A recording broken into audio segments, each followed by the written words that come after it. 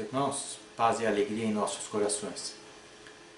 Queremos resumir em alguns minutos a criação da aliança e a sua proposta espiritual.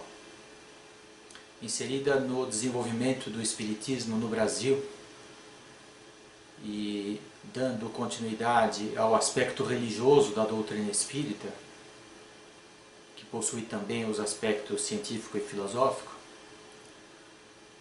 a doutrina aqui no Brasil, ela se fortaleceu graças ao esforço de espíritos extraordinários que reencarnaram na segunda metade do século XIX e no começo do século XX e organizaram uma imensa rede de trabalho social, esclarecimento doutrinário, consolo ao sofrimento e esclarecimento com relação às finalidades da vida.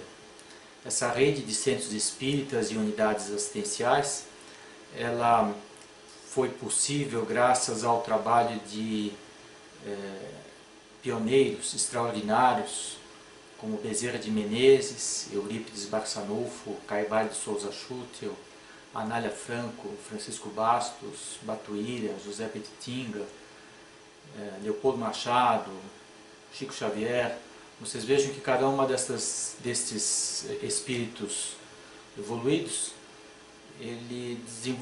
cada um deles desenvolveu uma frente de trabalho em São Paulo, no interior do estado de São Paulo, em Minas, no Rio, na Bahia.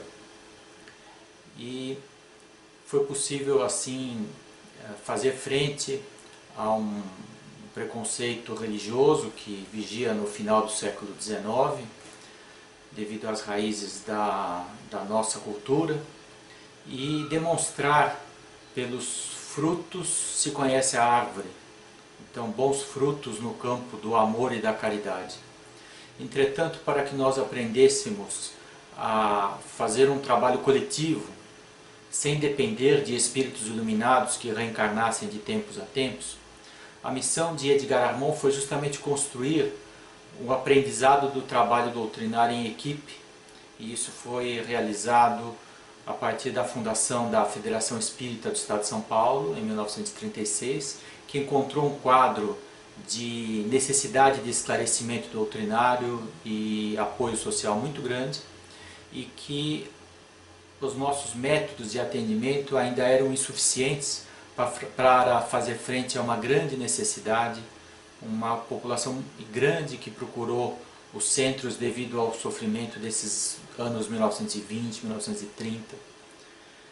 E quando Edgar Armond, que era um militar conhecido por vários feitos em benefício do bem social, ele sofreu um acidente, foi para a reserva e teve tempo para se dedicar à doutrina espírita, à causa do voluntariado.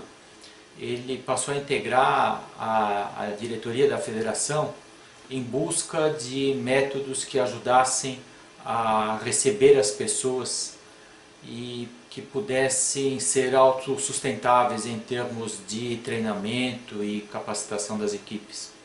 Eles passaram a observar o mundo espiritual e viram que os espíritos se organizavam em equipes especializadas por tarefas, porque quando alguém ia fazer uma preleção, estava ao lado para inspirar um membro da equipe que trabalhou na Lei Áurea, lá na época da abolição, como Castro Alves, José do Patrocínio, Quintino Bocaiúva. Quando havia uma concentração de sofredores com problemas de saúde, agravamentos de perturbações espirituais, Dr. Bezerra de Menezes e muitos outros médicos compareciam desenvolvendo técnicas novas. Quando havia uma concentração de ataques de espíritos com a intenção violenta de desestruturar o ambiente da federação, os soldados da época das guerras cruzadas haviam desenvolvido uma técnica de pacificação e proteção dos ambientes espirituais, e os índios brasileiros tinham técnicas para elevação vibratória dos ambientes e a sua limpeza e purificação. Então, Edgar Armond concebeu a assistência espiritual padronizada, onde nós, voluntários, nos especializamos em tarefas como recepção, encaminhamento, entrevista, plantão, preleção evangélica, aplicação de passes magnéticos, grupos mediúnicos para avaliação das necessidades. E isso que para hoje nós é natural, nos anos 1940 ainda era experimental. E isso permitiu que nós aprendêssemos a trabalhar em equipe. Surgiu ainda na Segunda Guerra Mundial o desafio das vibrações coletivas para ajudar na grande crise global que surgiu. E a equipe de vibrações coletivas que passou a atuar nas quintas-feiras à noite na Federação, ela passou a ser coordenada no plano espiritual pela Fraternidade do Trevo. Eu tinha falado que os outros membros, os soldados cruzados, os índios, os médicos, formavam as fraternidades do espaço. Então surgiu uma nova fraternidade, que era a Fraternidade do Trevo, liderada pelo espírito Razin, que passou a orientar as vibrações e que incentivou a continuidade desse trabalho devido à ignorância espiritual da humanidade. E que incentivou que nós deveríamos desenvolver um caminho de transformação moral das pessoas. E assim, Razin e Armon propuseram em 1950 um plano experimental que foi a implantação de uma escola de iniciação espiritual chamada Escola de Aprendiz do Evangelho, em 3 graus de iniciação, onde nós temos condições de conhecer a nós mesmos e iniciarmos um processo de transformação moral e de colocarmos-nos a serviço do próximo. E em seguida, com esse processo dinâmico, nós multiplicarmos as frentes do bem.